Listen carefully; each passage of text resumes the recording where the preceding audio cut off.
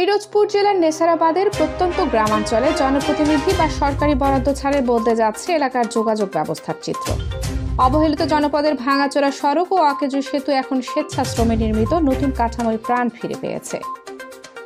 বলদিয়া ইউনিয়নের ৩০ জন তরুণের উদ্যোগে সবার আগে বলদিয়া নামের একটি স্বেচ্ছাসেবী সংগঠন গড়ে ওঠে।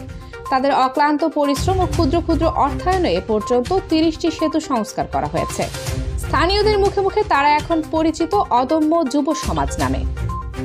বলদিয়া ইউনিয়নের চামি ৩ নম্বর ওয়ার্ডের একতা বাজার থেকে ইউনিয়ন পরিষদ পর্যন্ত এলজিইডির অধীনে প্রায় ৩ কিলোমিটার সড়কে ৩টি পুল দীর্ঘদিন ধরে জরাজীর্ণ ছিল। ওই রাস্তা দিয়ে কোনো রোগী পরিবহন বা পণ্যবাহী গাড়ি চলাচল করতে পারত না। রাস্তার ওই পুল সহ পুরো রাস্তার টেন্ডার হয়েছিল একবার। সরকার পরিবর্তনের পর কাজ বন্ধ হয়ে গেলে স্থানীয়রা গাছ ও বাঁশের সাহায্যে পুল জোড়াতালি দিয়ে কোনো মতে ঝুঁকি নিয়ে চলাচল করত। একই ইউনিয়নের বলদিয়া বালিকা বিদ্যালয়ের পাশে ৬০ ফুট লম্বা একটি সেতুও ছিল ঝুঁকিপূর্ণ। প্রতিদিন শিক্ষার্থীরা মৃত্যু ঝুঁকি নিয়ে পার হতো। সংগঠনের উদ্যোগে সেটি সংস্কার করা হলে এখন শিক্ষার্থীরা নিশ্চিন্তে চলাচল করছে।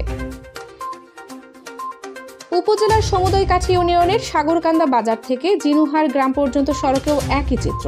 নাথপাড়া এলাকায় স্কুল, মসজিদ ও মন্দির সংলগ্ন ৩টি পুল ১৫ বছর ধরে ভাঙাচোরা অবস্থায় ছিল। সম্প্রতি সংবাদ প্রকাশের পর সংগঠনের নেতা মোহাম্মদ মাসুদ পারভেজ ও সাইফুল ইসলামের নেতৃত্বে সেখানে নতুন করে ৩টি সেতু নির্মিত হয়। সংগঠনের সাধারণ সম্পাদক মোহাম্মদ সাইফুল ইসলাম বলেন, পিরোজপুর ২ আসনে বিএনপি মনোনীত প্রার্থী আহমেদ সোহেল মঞ্জুর সুমন সাহেব ৩টি সেতু নির্মাণের জন্য অর্থ দিয়েছেন। আমরা সেই অর্থে 5টি সেতু করেছি।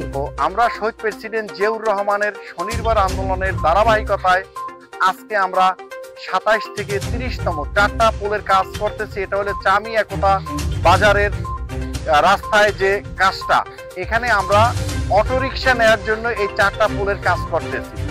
তো আমরা এই প্রথম দিকে এই কাজটা শুরু করেছি আমাদের 9টা ওয়ার্ডে 9টা পোল দেওয়ার মাধ্যমে, যে 9টা ওয়ার্ডে 9টা পোল দেবো। যখন বিভিন্ন জায়গায় বিএনপির বিভিন্ন রকমের দুর্নাম ছড়াচ্ছে, তখন আমরা চিন্তা করতেছি না, আমাদের তো অবহেলিত ইউনিয়ন, আমরা নিজস্ব টাকায় স্বেচ্ছাশ্রমে কিছুটা ভালো কাজ করি, যেটা সদগায়ে জারিয়া। তো ইউনুস সাহেবের কাছ থেকে 9টা অনুমোদন আনলাম। 9টা করার পরে দেখলাম যে আমাদের চাহিদা আরো বেশি, আমরা 22টা করে ফেললাম। সংগঠনের সভাপতি মোহাম্মদ মাসুদ পারভেজ জানিয়েছেন, শনিবার চামি গ্রামে আরো 3টি সেতু সংস্কার শেষে আমাদের মোট কাজের সংখ্যা 30-এ পৌঁছেছে। শুরুতে সদস্য ছিল 30 জন, এখন শতাধিক তরুণ আমাদের সঙ্গে কাজ করছে।